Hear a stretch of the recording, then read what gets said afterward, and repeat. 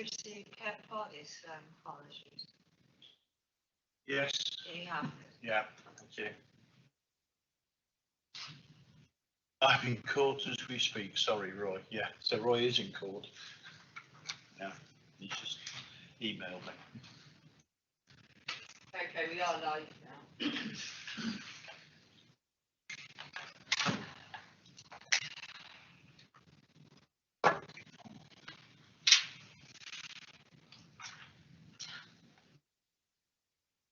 Do we normally do proof in death because it's broadcast live? They just need to just check that there's no issues. Sorry? They just need to check there's no issues with the live feed, and then a minute two. Do we normally sort of introduce ourselves, go all the way around? Oh. That's what it means, sorry. I'm sorry. Proof in death. Alex. I'm the substitute for Alex.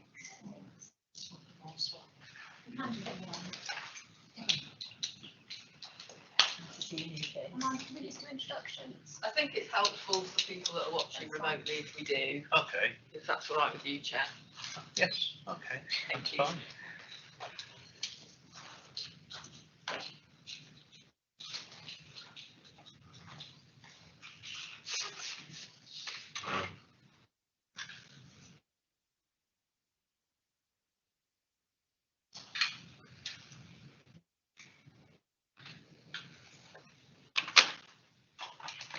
Good morning, members and officers. It is 10 o'clock, so we'll start now. Good morning and welcome to this meeting of the Strategic Licensing Committee. I'm obliged to inform you that this meeting is being live streamed and recorded. Members of the public will be able to view the meeting using the link on the agenda. I think for information for anybody who is actually watching us on screen, if we do an introduction. My name's Councillor Simon Jones, and I'm the Vice Chair of the Strategic Licensing Committee, and unfortunately our Chairman Roy Aldcroft is on jury duty, so he can't be here today, so I'm chairing the meeting. Officer. My name is Mandy Beaver, I'm the Licensing and Transactional Manager of the Shropshire Council. Louise Prince, Legal Advisor to the committee. I'm Mike Isherwood, Councillor for Oswestry West. Pam Mosley, I represent Whitmore in Shrewsbury. Councillor Edward, I represent Bitley in Shrewsbury. Vivian Parry, Shropshire Council for Ludlow South. Councillor Peter Broomwell, Wen Division. Councillor Mary Davis, Abbey Ward. Councillor Dave from Mullen Hiley. Amanda Holyoke, Committee Officer for the meeting today. Thank you. So first item on the agenda is apologies, to receive apologies for absence. Been notified apologies from Elliot Lynch, Nigel Lumby, Kevin Pardy, Chris Schofield, Alex Wagner, whose Mary is his substitute, and Roy Aldcroft. Are there any other apologies? I think that's everybody, isn't there? Yeah. Right, thank you. Moving on to item 2, minutes of the previous meeting has been circulated. We happy that they're signed as a true and accurate copy of the minutes? That's moved. I'll second. Seconded. All in favour? Thank you.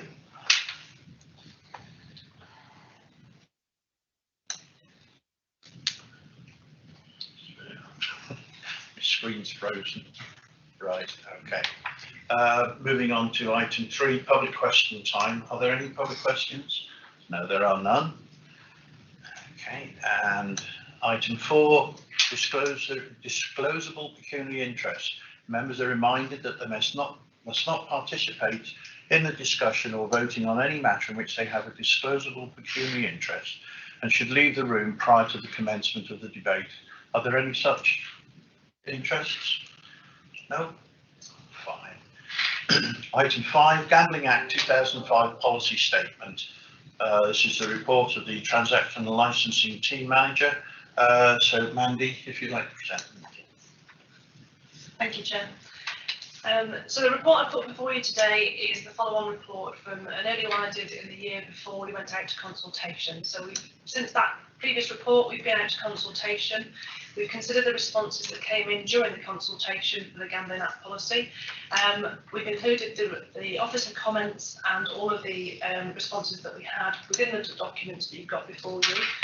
There's a requirement for this policy to be reviewed every 3 years, which we've done, and it's got to be updated no later than the 31st of January 2022.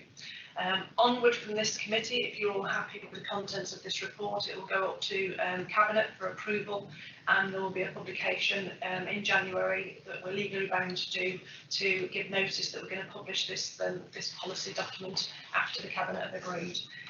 But we've got to achieve this all by the 31st of January. So I'm open to any questions with respect to the report and the contents and any comments that were made.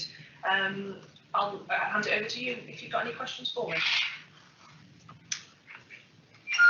Are there any questions at all for Mandy? Yes, Councillor Sherwood. Thank you. Oswald Street Town Council commented after the deadline we'd asked for an extension. So those comments obviously aren't included in the pack. I was just wondering, making sure that those had been registered and taken into consideration. Yes, we do. We have received the information from the Town Council. Yes, it was after the deadline, but we've made sure there's nothing fundamental within there that we need to incorporate. Thanks. Okay, any further questions? Right, that's great. So we've got some recommendations here on the.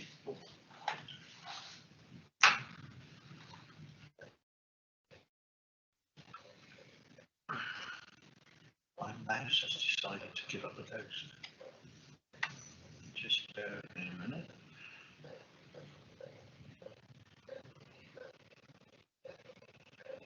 So the recommendations at 2.1 and 2.2. Do we have a proposer that those recommendations are? Yeah, Pam, thank you. Is that seconded? Yeah, Gary, that's great. Okay, so we'll put that to the vote. All those in favour of the recommendations 2.1 and 2.2 as printed? That's unanimous, so thank you, Mandy. That's your report is carried. We now go to the next stage, and I've gone right back to the beginning of the. Sorry, I'm having problems with my IT at the moment. Strategic licensing.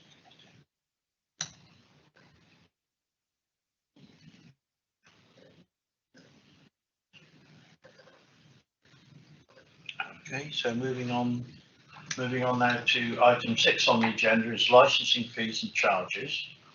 Another report for Man.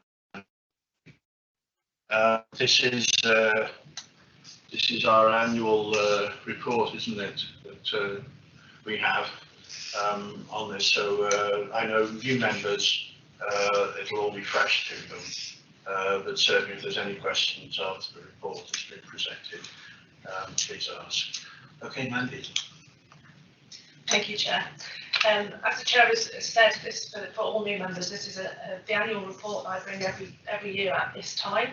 Again, it's in readiness for full council reports and things that go onward, ready for the new financial year. So within the report is we work very closely with our finance colleagues, looking at all the costs that are associated with running the licensing service and issuing the licences and processing those applications that come forward. As the report has stated, there are some licences that we can't actually charge for at all because it's not a requirement in law, but there are other licences we can charge for. Some we can recoup costs on. Some are statutory fees that were fixed costs by central government, and we can't amend those. So within the documents, it's a list of all the licences that we issue, all the fees associated, and all the surplus and deficits that are on each licence type. It's quite lengthy. I'm open to questions on any part of it, but just so that you are all aware, all the licensing fees apart from the Hackney Carriage and private hire licensing, if you accept them as they've written in the report today, will go up to full council to be agreed. The Hackney Carriage and private hire licensing ones have to go down a separate route and have at home a separate consultation. So if you're agreed with those today, I have to run a separate consultation with the Hackney Carriage and private hire trade. They get an opportunity to respond, and this is all set out in law. They get an opportunity to respond and make any representations, and then I will bring that, if any representations are received during that consultation, I will bring a separate report back to this committee for you to consider at that point in time.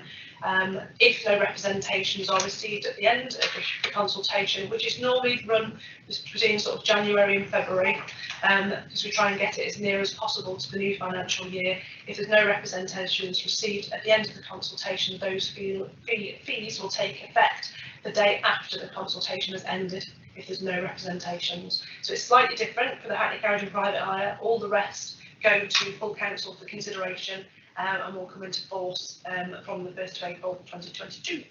I'm open to questions on the information within this document. It's quite lengthy, I understand that, because obviously it covers all licensing fees and charges, and it looks at previous years, what money we brought in, the proposals for the new financial year, and it gives an overview of the licensing service in its entirety. So I'm open to any questions that any of you may have.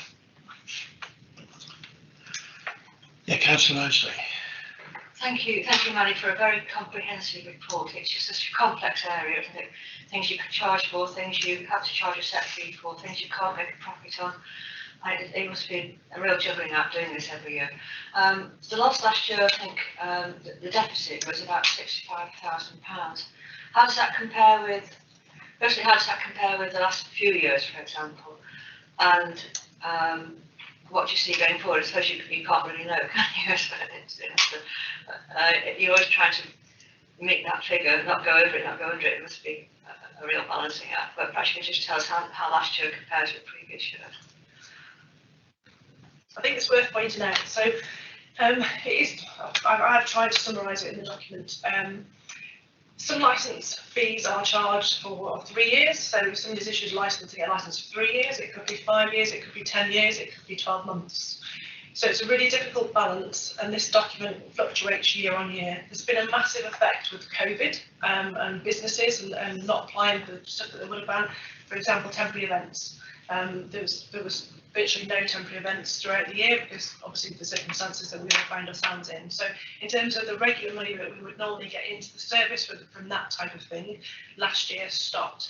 We won't fully see the results of what happened at the COVID, the issues that we had, until the end of this financial year, because what we look at is a true full financial year. So the figures that we will use in this document were actually up to the 31st of March 2021, because we can only use full financial years. So the months that we're in now from the 1st of April until the end of the year will be the results of the true effect of COVID on the licensing service. With that said, every licence type in their own area is slightly different because of the nature of whether it's a statutory fee, and it actually costs a lot more than the statutory fee for us to deliver the service. Whether it's a statutory maximum fee, some of those are in the Gambling Act, we can charge up to the statutory max, but we've got to be able to justify charging it. We can't automatically charge the full fee. And with some of those licences, what we look at, the expected renewals that we're expecting to have over the following 12 months. We try and associate some recovery costs over those, but as you can imagine, if it's a 3-year licence, if it's been issued this year, we can't then put a recovery cost for renewals for another 3 years until those become due again. So it's never an exact science. It's a continuous document, and I try and be as open as possible about the amount of money that comes into the service, and try and, it is a mammoth report. And yes, there's a loss, but I must admit, the deficit wise, I think the reality is we were expecting a lot more on the deficit side on this report for that financial year, the year that was incorporated. So probably next year it will be in hope that we'll get that bottomed out and see the true effects of what's happened. And then from that, we can then build on this report again and try and build both back to a cost neutral as much as possible. Can I ask a quick follow-up? For sure. You mentioned that with statutory fees, they don't usually cover the amount of work the council has to do. Is that common across all local authorities, and is there any lobbying going on to try and get that to be a more realistic figure? Yes, so for example, I mentioned temporary event notices. We're only allowed to charge £21 for a temporary event notice. £21 literally only covers receiving the application and getting the application onto the system. But, you know, it doesn't really cover the amount of phone calls and inquiries that we have back and forth to do the different events and things like that. So officer time-wise, it costs a lot more than a temporary event. All local authorities are in the same position with that. It all costs a lot more. And you know, the central government have said for many years now that the statutory fees that are set and the statutory maximum fees that are set, they will review. We're still waiting for that. But what we've done is we've modelled all of the statutory fees on the fees that we are allowed to charge recovery deficits on, and we've got built in that same model across all fees, so that when central government do actually allow us to set our own fees and change the requirement for the statutory fees, we're in a position where we can actually, we've got those models ready, so that the work that I've got before you today is all ready to go as soon as they do that, but we're just waiting. So we remodel that every year in line with all the other fees, so it's there and we've got it ready for when that happens. So we're hoping we're ahead of the game slightly in that, but we are waiting for central government to make that change for us. Any further questions? Yes, Councillor Parry. It's just a thought. Do you feel that the businesses will be very worried about, well, of course they haven't even taken as much money and everything, will they be worried about what you're going to charge? Have you already informed them the ideas that you maybe will put things up? What are you doing with businesses? Because they can, I mean, they've really had a bad 2 years, haven't they? I know you're always good at letting people know things, and I shouldn't really be asking this, but for the other people that are here that haven't been to the meeting before, it's always nice to know how informative you are.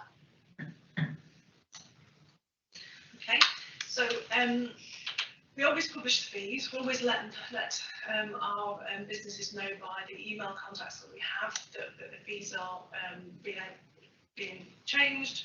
We take on information throughout the year, so this is an ongoing document that I work on pretty much every month of the year. And as soon as this one goes through, I'll be starting on the next one. And this is what happens. So all that information comes throughout the year. In terms of supporting the businesses, and if I give you an example of the taxi trade, so a Hackney carriage driver or a Hackney carriage vehicle, as a requirement for them to submit an application form before their renewal date. If they don't, there's no days of grace, and they have to start from scratch again and apply as a new applicant. So throughout the pandemic, what we've been doing is saying to businesses like that, submit your application form, just put the paperwork in, but don't pay for it. We'll have it on hold, so it's there, and we'll treat you as a renewal, not a new applicant. So what we've done is try to do things like that. We work with businesses to keep them complying with the legislation and the law, but from a business point of view, they're not having to then pay out lots of money at that point in time until they're in a position where they can pay out the money. So a lot of them weren't working during that period of time, sort of the first 12 months. So we put lots of those applications on hold, but we requested that they submit the applications so that we'd got them, and so that we were in a then position to chase them periodically throughout that time to make sure they were running their businesses or had started at work again. So there's lots and lots of communication that we've had back and forth with businesses throughout that time.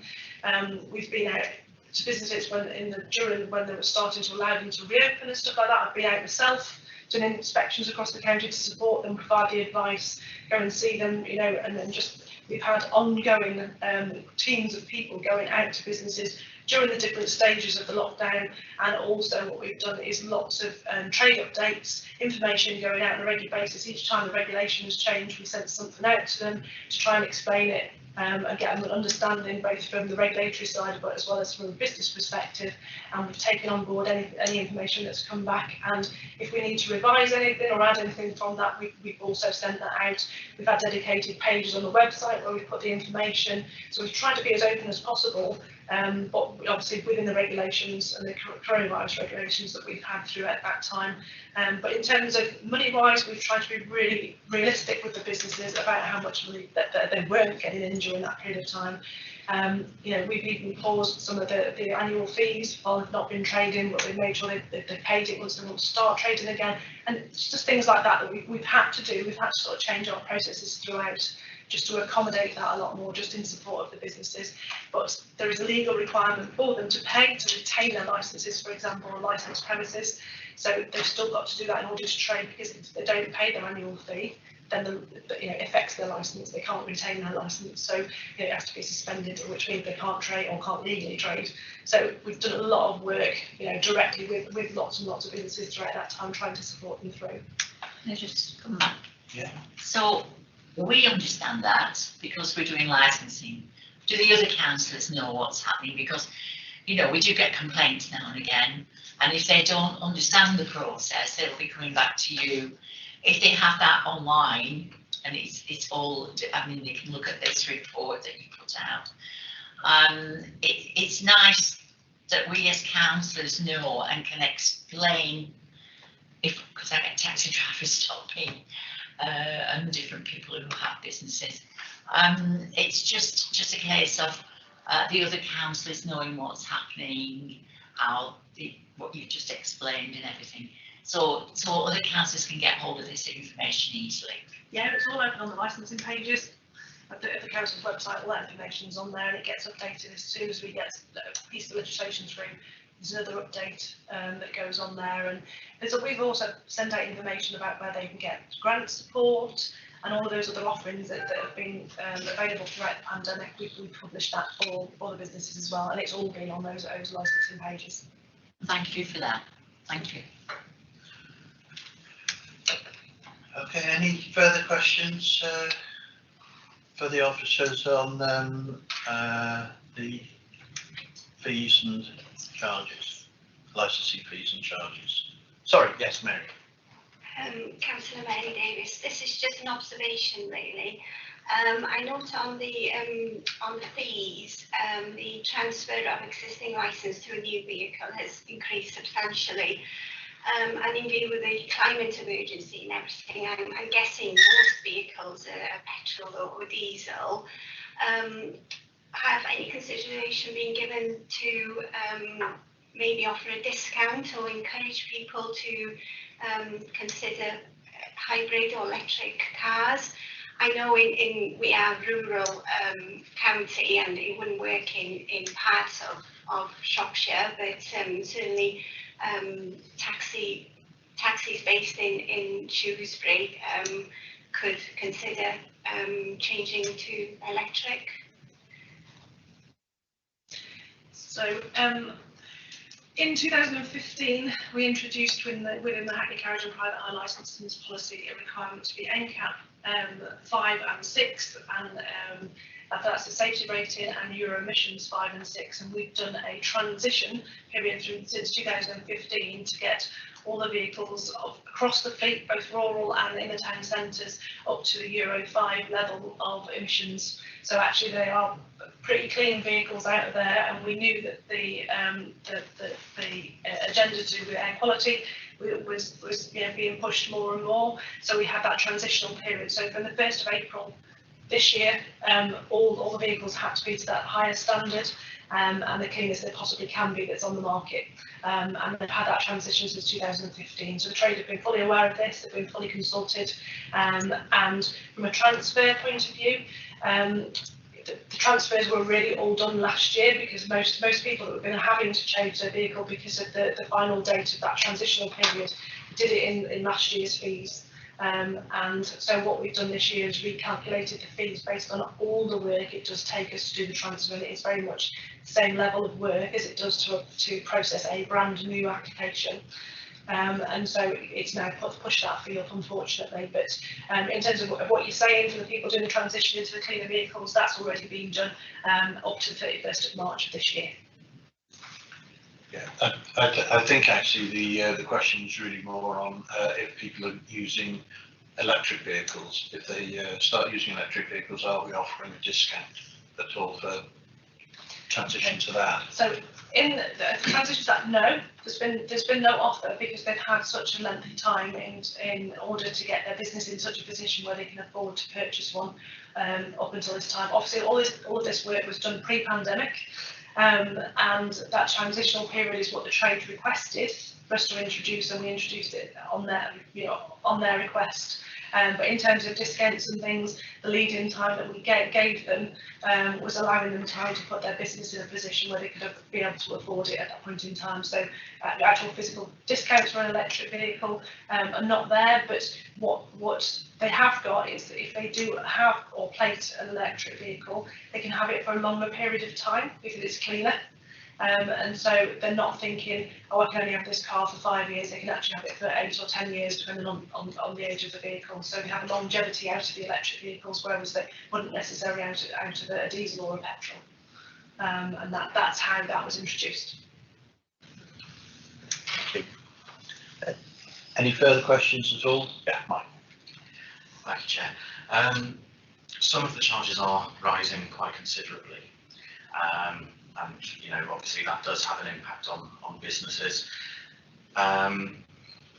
Obviously, I understand about the costs involved and that there's deficits on many of the areas of licensing.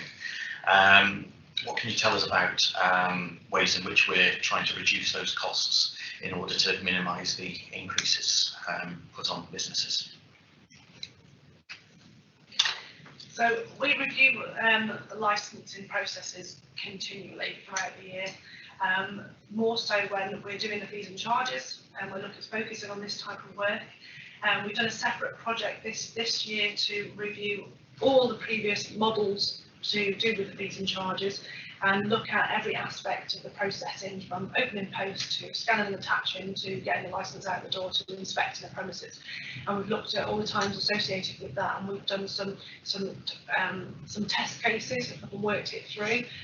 We're also now currently in a procurement exercise to procure a new licensing, or it's wider licensing, but public protection wide new IT system, which will enable the self-service and the online applications, so it will again reduce officer time, receiving post applications, that sort of thing. So we're working towards this on an ongoing basis, and each time I'm working on this all year round, and each time we're looking at it, every stage we go through, we're reviewing the processes at what level, what officer is paid at what grade, is it the right grade, can it be done by a different officer that's slightly cheaper, is there an easier way of doing this through a slightly more paperless, so receiving applications as an electronic copy rather than in the post, which is a lot cheaper. But obviously we're moving towards that self-service and that online application process, which will take massive chunks of officer time out of that. Licensing, I think that probably needs to where possible, needs to be cost neutral. We can't make a profit, so we're never looking to make a profit or in any way. And if we're ever in that position, we'd have to then recalculate the fees the following year and give that money back. And so it's this ongoing thing. So it's quite difficult to pinpoint a time just because it's an ongoing review. I think the biggest step that we're taking forward is this introduction over the next 18 months of this new system, which will support that. The self-service online integrated into the back office system. We're just about to position now. We're just about awarding contracts, so it's going to be probably an 18-month period to get that into effect. So probably another 12 months of fees calculated like this, and then that will take effect from there on.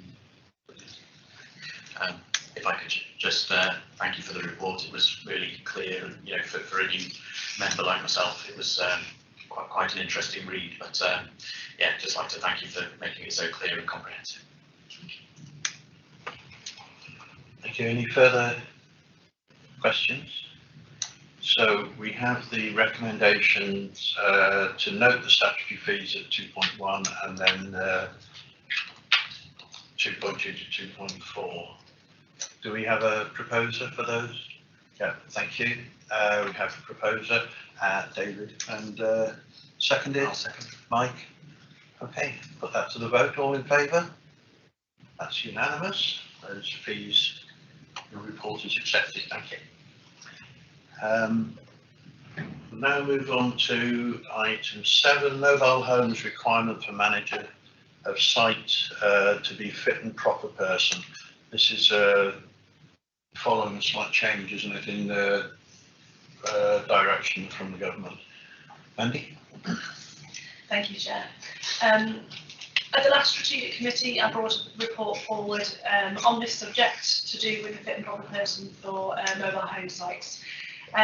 Since that report was presented to the committee, central government have provided all local authorities with an updated guidance, which has slightly changed the position to what I put in the report for the last, the reported to you all at the last committee. So this is just really a further to report, just to slightly amend the recommendations in the previous report based on the current government guidance regarding that legislation, which effectively means that it's written in the two recommendations there and the summary that where we proposed we would issue for 12 months and then review the licence in the previous report, the central government recommended that we don't do that, that we do that up to 5 years, and so we're having to award now for those 5 years, and from a fees point of view,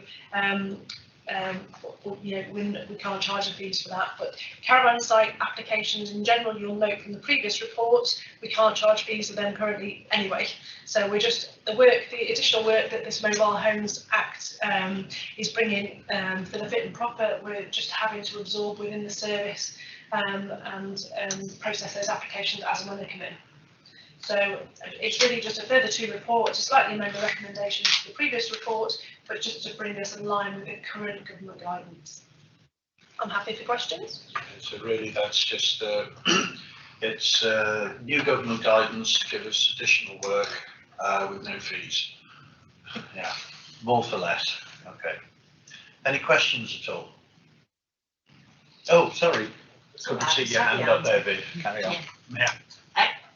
This is not really very good, is it? I mean, if the government are asking you to do this, surely they realise how much new work that you'll have to do.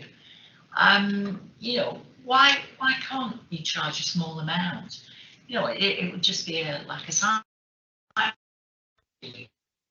mean, they make enough money on caravan sites. I've got one just up the road from me, and it's always packed with people. And I know they've got 2 couples that look after the site, so when one of them is off for the day, they've got other people that can take over, so they've always got somebody there that's right. But you know, the government are asking you to do something. It's typical, isn't it? I mean, it's not just this government, it's all governments. So you know, why are you not being allowed? Can we complain as a council and ask that something be done about it?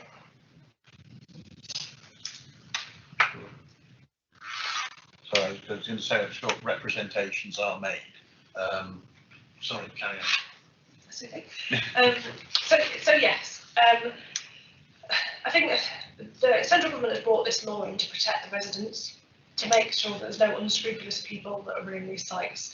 The responsibility of making those checks lies with licensing, because we are required to license caravan sites. Some of the caravan site licensing law goes back to the 1960s and it's never been amended, so some of it's quite outdated when you know, when we're processing these applications and trying to bring it into modern times. And so these are stage steps that central government are bringing in to try and bring it up to modern standards without reviewing all of the legislation.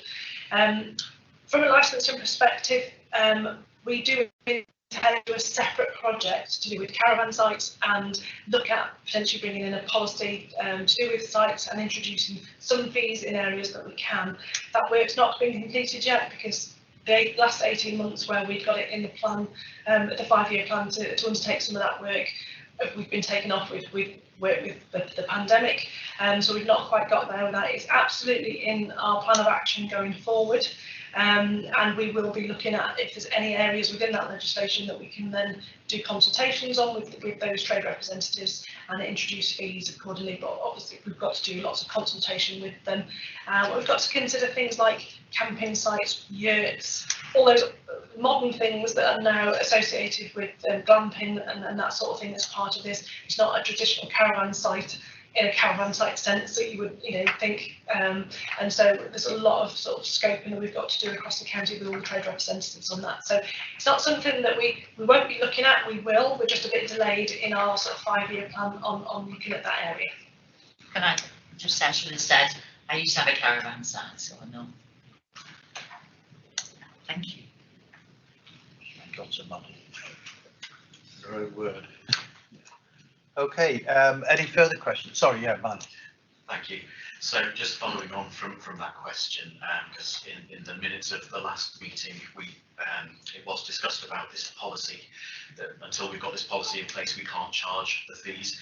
Are we on target to meet the 30th of June next year for that? Because I think that was the date mentioned for those policies to come in.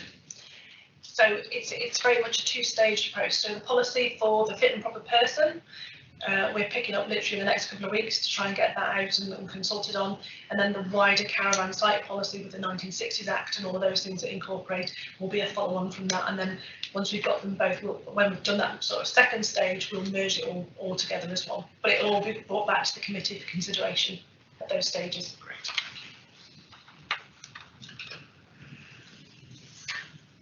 Okay, further questions? No, right. So mobile home requirements, is there a recommendation there?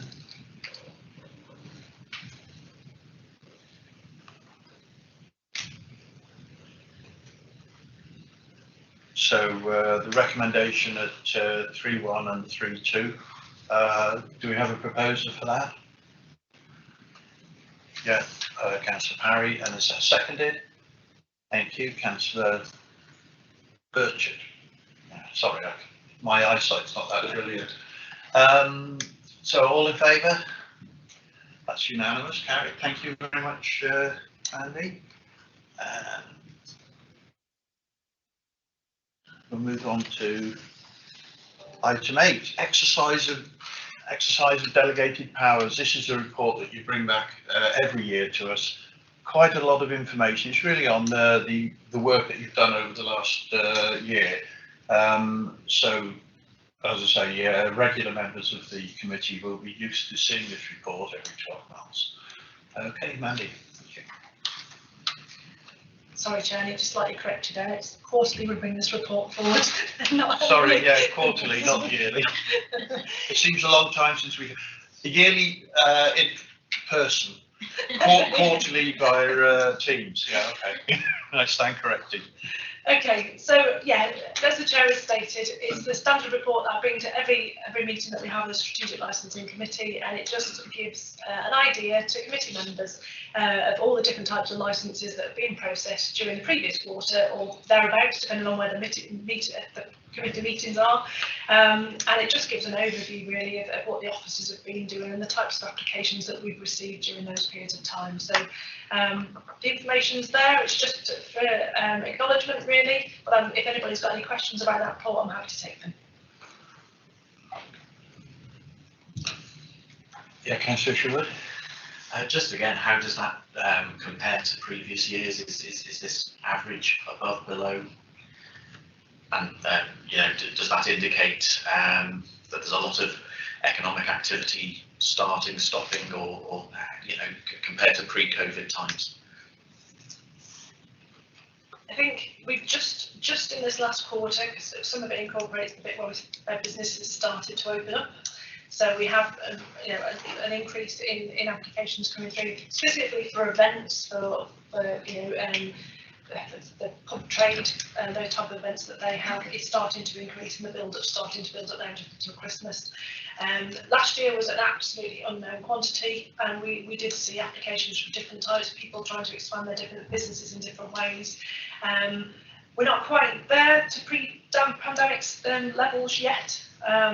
We're still, again, providing lots of information and support to trade. So we're still very busy, but in different ways, and providing that advice and guidance. But definitely from an application point of view, they're definitely increasing.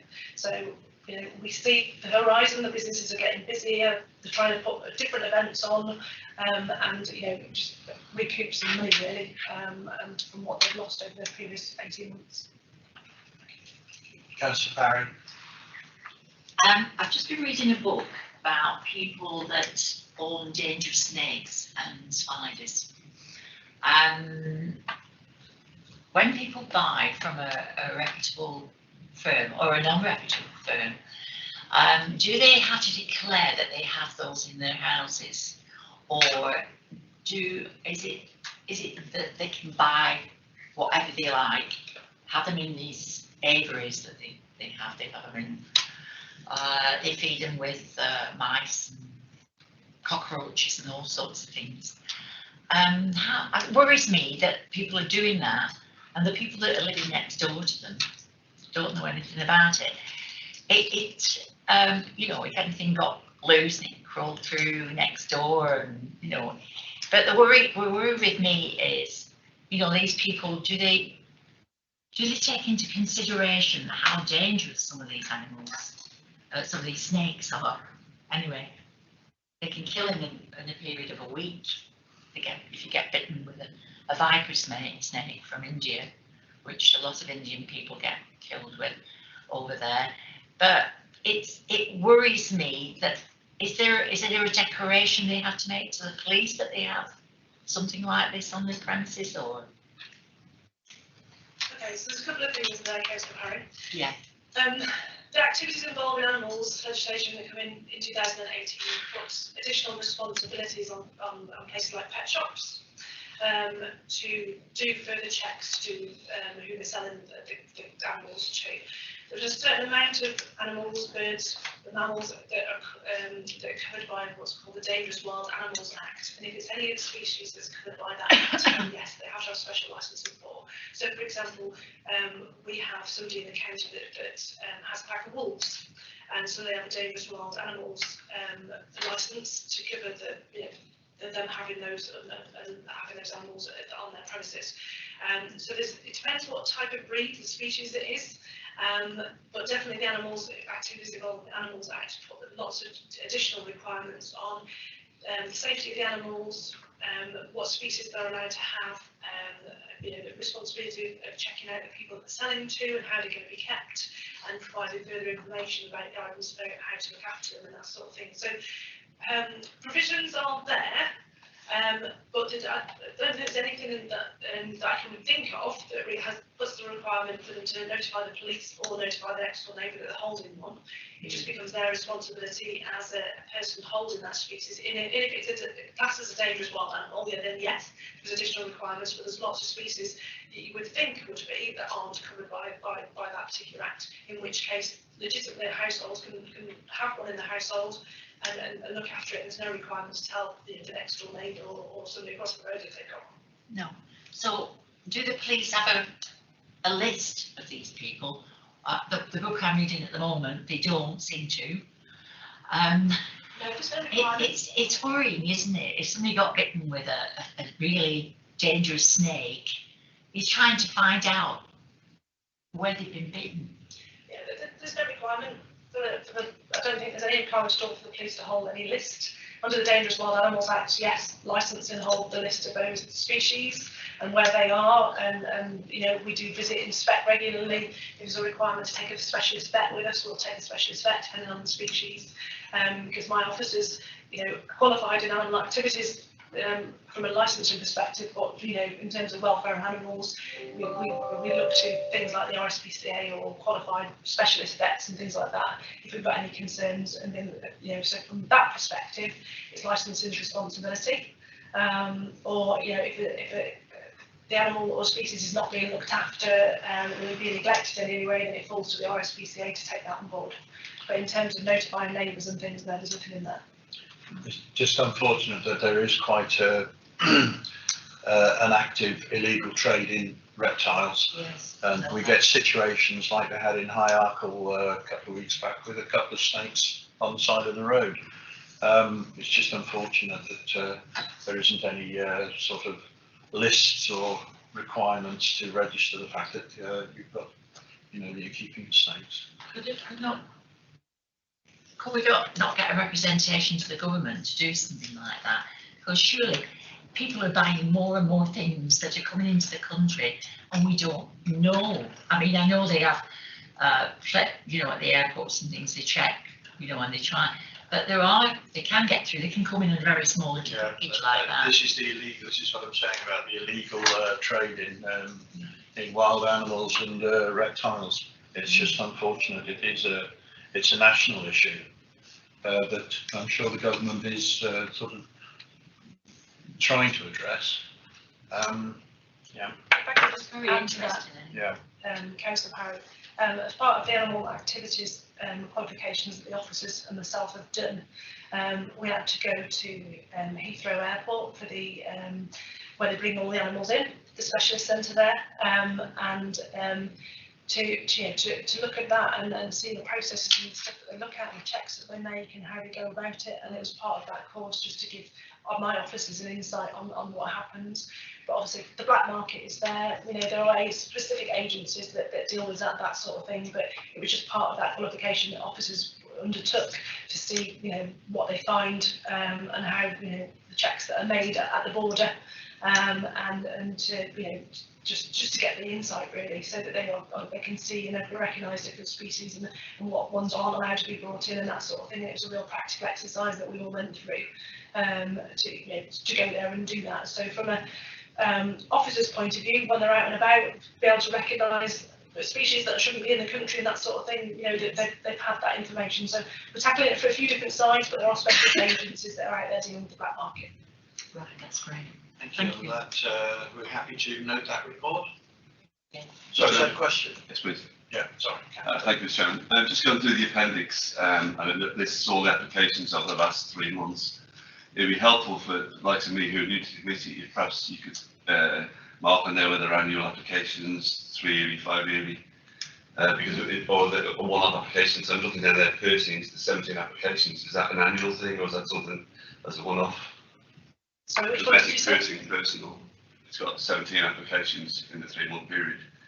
Personals, did you say? Yeah. Sorry. So personal licence, they are issued and they are indefinite.